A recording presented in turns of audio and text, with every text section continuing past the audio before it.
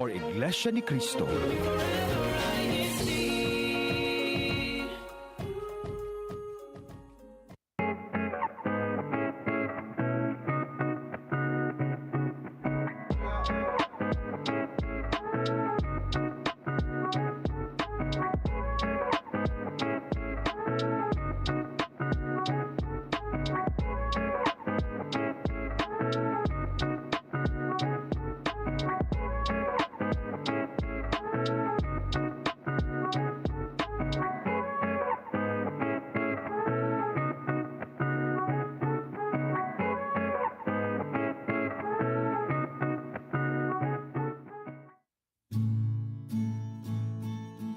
Good morning, good evening, and good afternoon, everyone. Thank you for tuning in to another episode of INCRadio New York. I'm Sister Abby Hidalgo, your host for today's episode.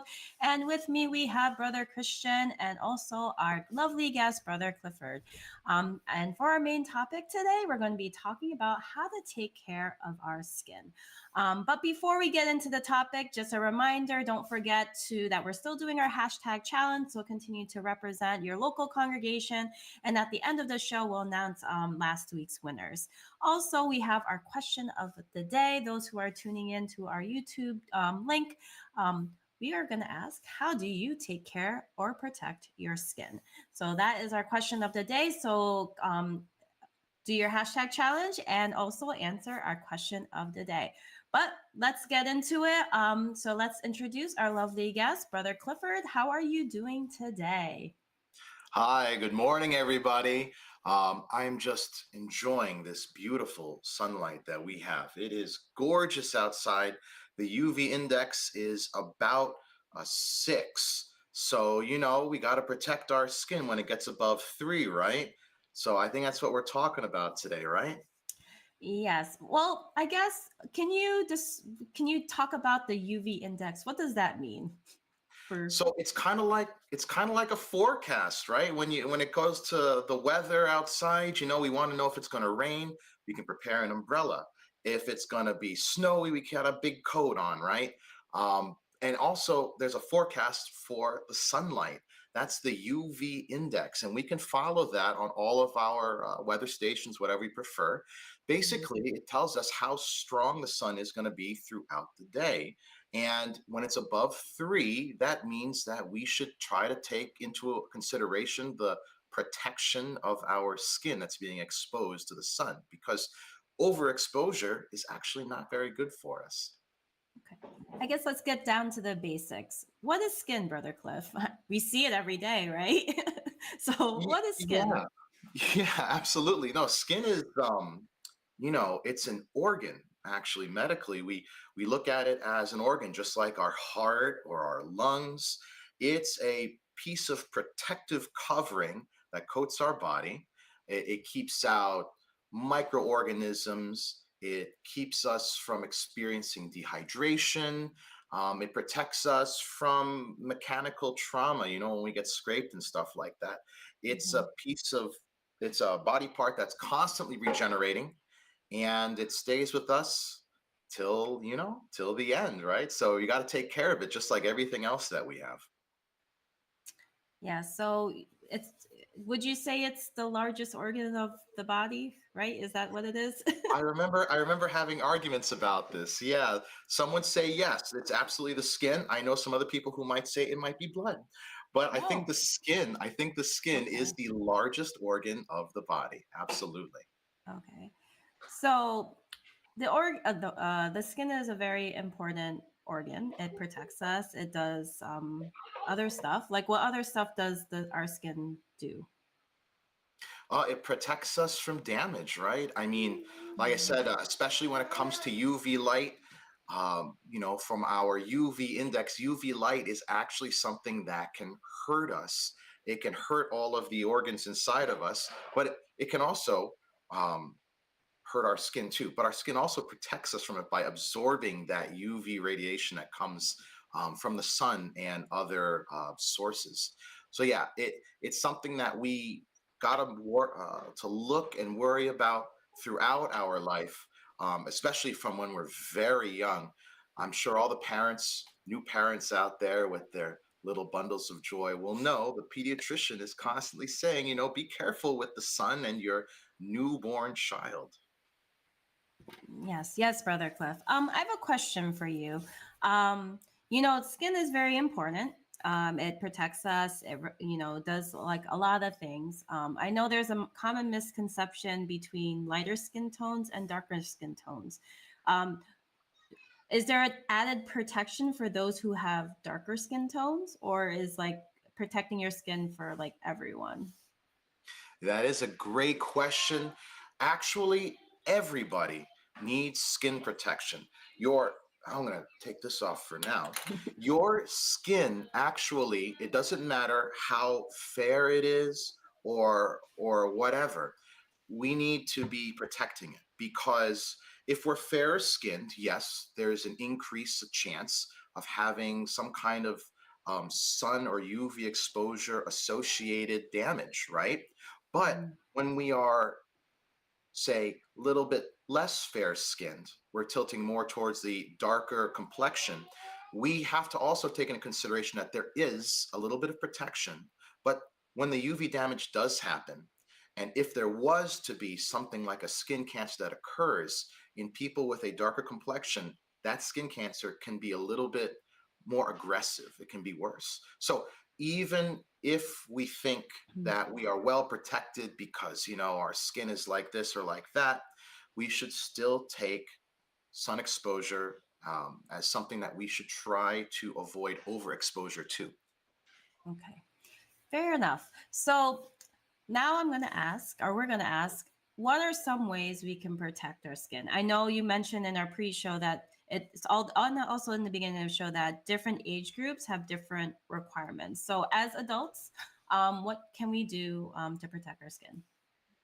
Yeah, so remember, most UV exposure is usually, that's what hurts our skin, right? And that can come from any place like the sun, tanning beds, sun lamps. All of these sources of UV radiation can actually damage our skin cells. So we have to think about protecting ourselves all year around, not just when it's sunny out, but even when it's cloudy. I've had plenty of patients come in with Mm, sunburns because they went to the beach and it was overcast and they couldn't really see the sun, so they didn't actually put any sunblock, and they actually ended up with a sunburn because UV radiation can go through the clouds, right? So one of the things that we can look at doing is by protecting our skin is obviously sunblock. But even before that, that's not the only thing that we can do. We can do things like find shade, uh, wear clothing, especially the UV protecting clothing. We can wear hats, mm. sunglasses, right? Sunglasses are great. Some people think it's just for the eyes, but the skin around our eyes is actually sensitive to UV radiation. You can get a rash there from the sun. We also have to take into consideration that surfaces can reflect Mm. sunlight, right? So you're not just putting sunblock over your nose, but some people would even maybe put it on the underside of their ears or under their chin, because what can reflect sun? Can you imagine in the middle of the snowy winter season when you're going down those ski slopes, right? Sun can come off from the sky and hit us, but it can also reflect off the snow, right? At the beach, it can reflect off the beach onto our face as well. So we have to really take into consideration all of these things and get a good protection, whether it's our clothing or shade and sunscreen. And yeah, those are some ways to protect ourselves. So, Brother Cliff, you mentioned using sunscreen. What there's like a lot of numbers that you see on the shelves, like SPF 10, 15, 30, 50, even 100. What is the recommended SPF that we should use for sunscreen? Yeah, the CDC, I looked this up recently. The CDC recommends anything above SPF 15 is fine. It takes care of UVB and UVA radiation, Mm, and that should be fine. It doesn't matter how thick we put it on. I know some parents are prone to putting it on extremely thick till there's like a visible layer covering the kid's face, but the thickness doesn't matter. You just need to be fully coated. It doesn't have to be thick. I mean, I think we've all been through that where mom is really putting it on you. I but it think just needs Brother to be. Christian has a story of that. Oh yeah, it's like you can, be squished through a hole that's so oily on your face, right? But the thickness doesn't matter. It's the SPF that matters. So as long as there's an even coating across your face, your back, the tips of your ears, and things like that, you are protected. So anything above SPF 15 is fine. And then really quick, especially for our parents that don't know, we're not really supposed to put any sunscreen on our newborns. Any child under 6 months of age, we're not supposed to be putting sunscreen. We just have to keep that child out of the sun by using, hats, UV clothes, umbrellas, and things like that. Okay. And I was reading, Brother Cliff. Yes, you should put sunscreen like what? The first, like before you go out into outside. How often is there a recommendation that we have to reapply it throughout the day, or is it kind of like a one and done kind of thing? Absolutely. Sunscreen, you put it on, you get tired of putting it on, you just say, I don't need to put it on for the rest of the day. But if you're out in the sun for more than 2 hours, you should reapply the sunscreen only because, if you're out and moving around, it's going to get wiped off or rubbed off. And the sunscreen does actually break down a bit over time. And so you stop getting less performance out of the sunscreen over the course of the day. And remember, during the daytime, currently, if you're in the United States, the upper 48, we actually have the most intense exposure to sun between 10 a.m. to 4 p.m. So if we intend to be out in the sun any time between there for more than 2 hours at a time, yeah, we should consider reapplying that sunscreen. Brother Cliff, what if I work indoors all the time. I don't have windows in my office. Should I still apply sunscreen? Or like even if I have windows, like I'm not going to be outside in the elements, like do I really need to put on sunscreen if I'm just going to be indoors? I I I feel so bad for you. If you're inside, if you go inside, I've been at jobs like that where you get inside before the sun comes out and you leave Yep. after the sun has gone down, especially in the winter months. You know what? Not really. If your exposure to sun is, if you're sitting by a window all day, if you're driving a truck outside, if you're not seeing any sunlight or having any UV exposure from tanning beds or a sun lamp, you probably don't have to really consider applying sunscreen to yourself. But if you do go outside, it's not a bad idea to get a good 15 minutes of sunlight a day. You could put sunscreen on if you wanted to. But yeah, if you're inside all day, you probably don't have to worry about it as much. Okay. Hey, Cliff, I wanted to ask you. You were talking about SPF and the numbers, right? The numbers on the SPF. What does that actually really mean?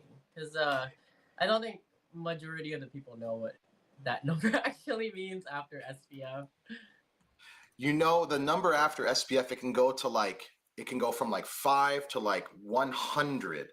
I'm not actually 100% sure what it means. From All I my know is that from my after 15, understanding, I it's thought it was okay. like from my understanding, I thought it was like the amount of minutes that the sunscreen lasts on your face or like on your the length of application it is. I think that's what it was. I don't correct me if I'm wrong if you know, but I'm not I 100% sure about that. I'm not I was 100% I was sure. just always told I was always told the higher the number the better. So that's why I always like either SPF 50 or like higher. I was like, okay, I'll get Yeah, that. sure. You could go way up there, and they do get pricey the higher up those numbers go. Um, but I think the general rule of thumb is over 15, reapply every 2 hours. That's, I think, a good thing to just a good rule of thumb to follow. The numbers are, something that if you really are taking that into consideration, yeah, you could really dive. We could do a deep dive into that, but I'm not 100% sure what those numbers mean exactly. All I know is that the CDC recommends over 15. I mean, I can't imagine if it's 15 and you're reapplying it every 15 minutes. It doesn't really feel like a very good sunscreen. What do you think? Have you read up anything on it? I'm kind of reading it while we're talking about it. So SPF is sun protection factor. And and it measures how much solar energy is required to produce a sunburn on protected skin. So it's not necessarily the time, it's more of how much exposure you get. Um, so that's my limited research right now. So again, obviously talk to your primary care doctor, or even if you have a dermatologist about skin issues, or if you have anything concerning and ways to protect it. We're just, giving you a general idea or general information. But if you have more specific questions, again, ask for your provider. Yeah, absolutely. When you talk to your provider, usually in the clinics that I work at, we always recommend that when someone comes in and we do their first physical exam and their checkup, we ask, do you have a dermatologist? Everybody should have a one-time visit to a dermatologist. You'll get a once over. They'll check your skin and make sure everything. They'll take notes of what might be on your skin and things to look out for. And maybe in the future, when you had a question about something like, what is this or what is that? Should I be concerned? We can refer you to the dermatologist, and the dermatologist can refer back to those previous older pictures and see if anything has changed. That's actually really great. It's an excellent thing to bring up at your primary care appointment. Yes, and maybe I don't know how it is in other countries, but in the United States, sometimes it gets difficult to get into a dermatology office. So if you have a skin concern, pictures are great. So if you're still waiting for that appointment months down the road, just take a picture of what a mole or something on your skin so that you can show it to your dermatologist. Like pictures are great, and I know I've taken some pictures too. That I showed to my provider, and they're like, "Oh, that's great," because now they have a like a baseline to see what it was and what it is now. I know we talked about protecting our skin and going to a dermatologist, but if we are in the meantime, or if we're waiting for that appointment, or we see something on our skin, like what are some warning signs that we should be concerned about if we see something on our skin? Yeah, absolutely. Warning signs. We get these questions all the time.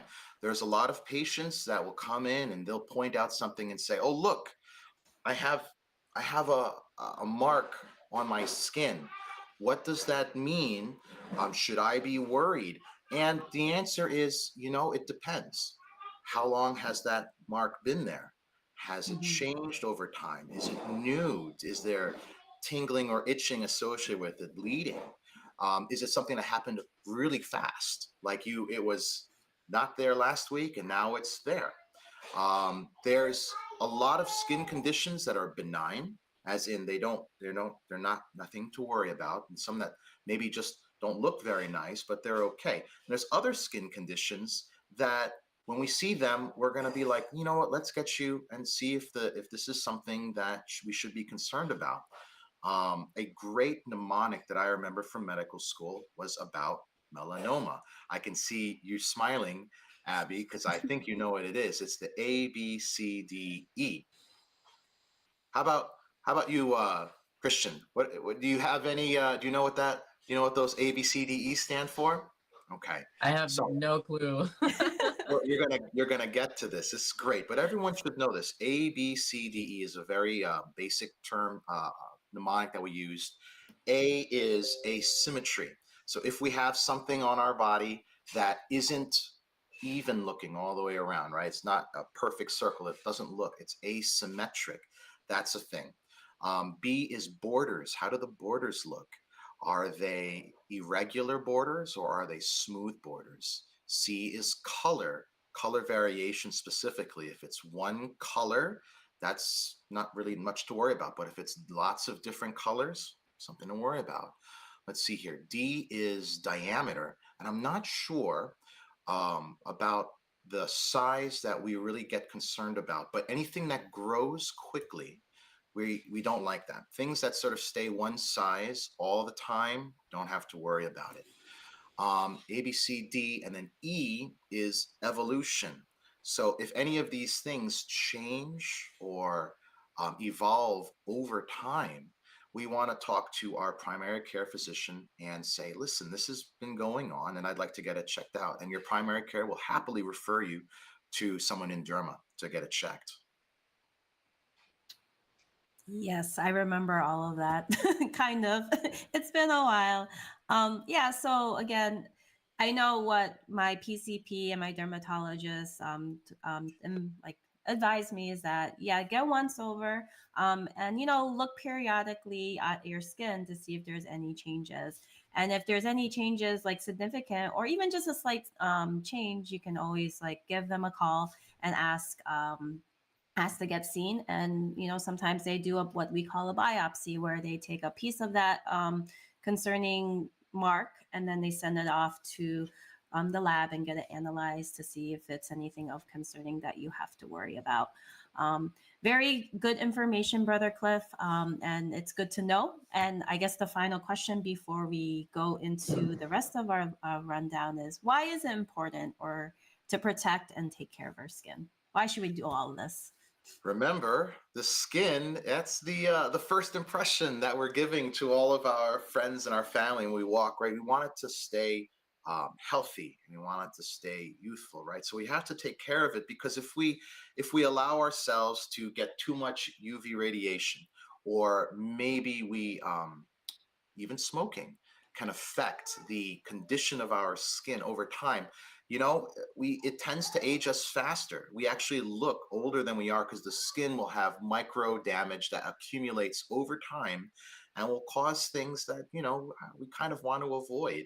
So yeah, protecting our skin is important, and it will definitely benefit us as we go into the future, right? Make sure to drink water, use our sunblock, our protection, take care of it, don't smoke, right? Because at the end of the day, it is great to enjoy the sun, right? It's a good way to decrease our stress, to get some physical exercise, and even create some vitamin D, right? So we Hmm. need to get out in the sun, and we might as well be protected while we do that. You mentioned about vitamin D. What's the importance of vitamin D, Brother Cliff? Vitamin D is great for bone health.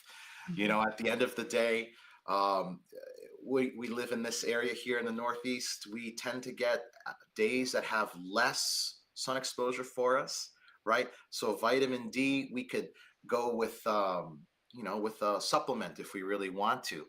But some people don't like the supplements. They want to make vitamin D naturally through our skin, which is what our skin helps produce. So we can go out in the sun for 15 minutes.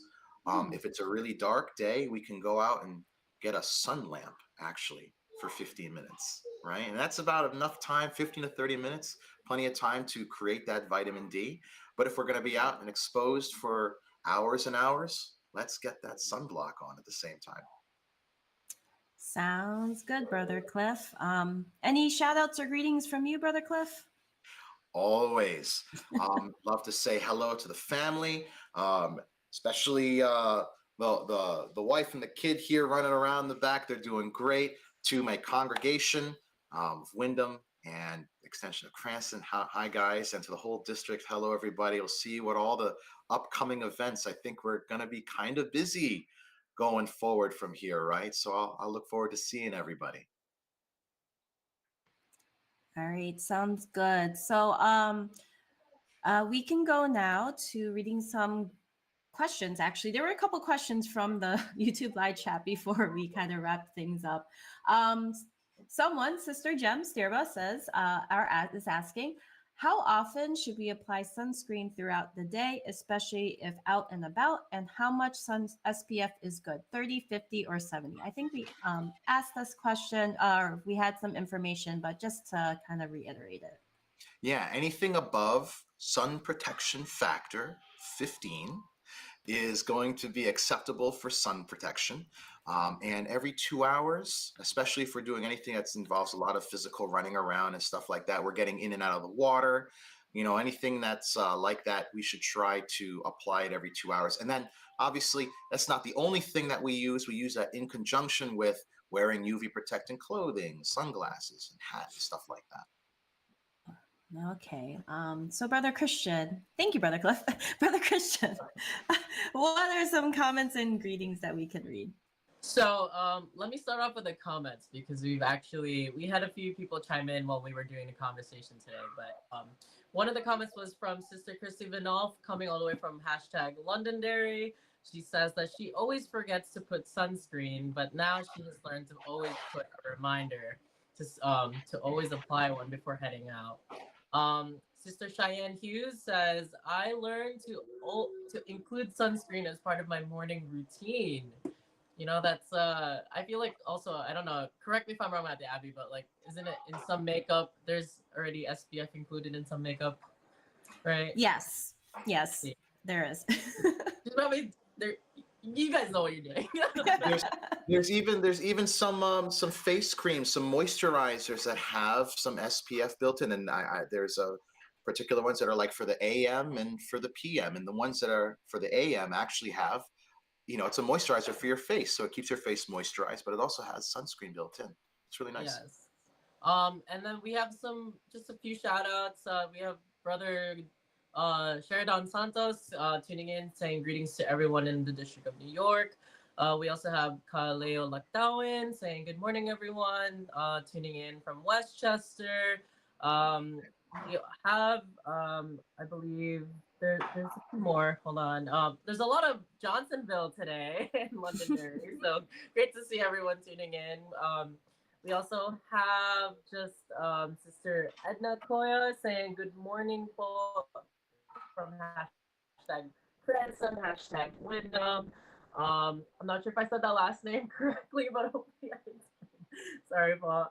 And then I think that's pretty much it for now. We have a couple of people from Belmore tuning in, and yeah, I think Sister Abby, we have like a second part to our rundown a little bit, right? Yes, we'll quickly go through the next part of our rundown.